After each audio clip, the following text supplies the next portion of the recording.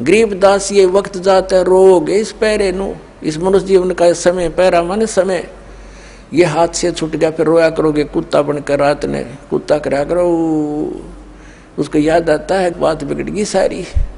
तो अब रोने से क्या बने? परमात्मा कहते हैं अच्छे दिन पीछे गए गुरु से क्या ना हेत, अब पछताएं के बने तेरी चिड़िया चुगी खेत।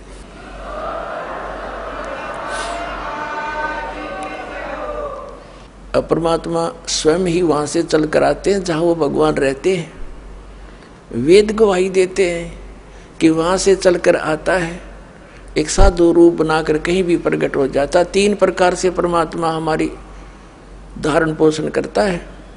एक रूप में तो सतलोक में रहते हैं, स्थायी रूप में तेजो में शरीर मालिक का, करोड़ सूर्य मरादे करोड़ चंद्रमा से एक रूम की शोभा सतलोक में। अलखलोक में भिन्न शोभा है, परमात्मा एक ही है, रूप अनेक बना रहा है वहाँ पर। फिर वो परमात्मा वहाँ से गति करके आता, अच्छी आत्माओं को मिलता है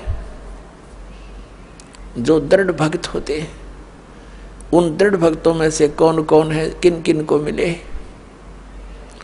आदरणीय धर्मदास साहिब जी को मिले, आदरणीय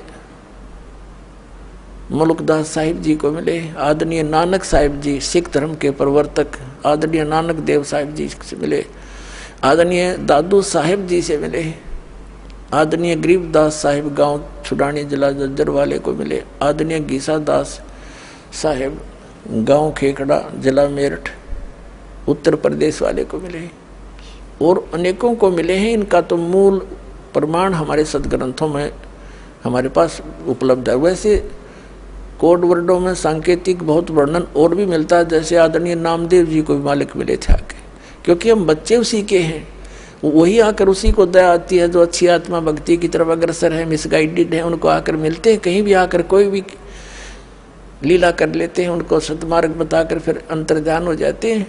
यथार्थ ज्ञान सुनने के बाद वो प्राणी उल्टा नहीं हटता थे, सारा संसार एक तरफ हो जा। और वो परमात्मा भगतमती बहन मीराबाई को मालिक मिले। वो दृढ़ भक्तों को मिलते हैं जो पक्के भक्तों, टस से मस ना होते सारा संसार एक तरफ हो जाए। अपनात्मा हमने सारा इनकम्प्लीट स्पिरिचुअल नॉलेज सुन रखा है, कति अधूरा सधूरा सा जिसका सिर पैर नहीं। तो इसको तत्व ज्ञान कहते हैं, जो सबको सेट करे और परिपूर्ण रूप से कथाओं को भी सही सुनाए। जैसे मीराबाई पिछले जन्म जन्मांतर की पुण्यकर्मी प्राणी थे, और काल उनको ऐसे स्थान पर पैदा कर देता है कि उनकी भक्ति कोई कर्ण ना दे।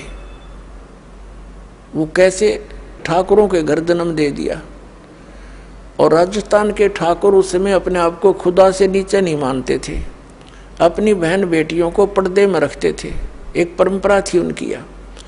और स्वयं सब खेतों में या कहीं भी काम करना होता स्वयं करते थे, पशुओं का गोबर भी उठाकर बाहर कुड़ियों पर स्वयं डाला करते थे, अपनी बहन बेटियों को पर्दे में रखा करते, बाहर नहीं जाने देते थे।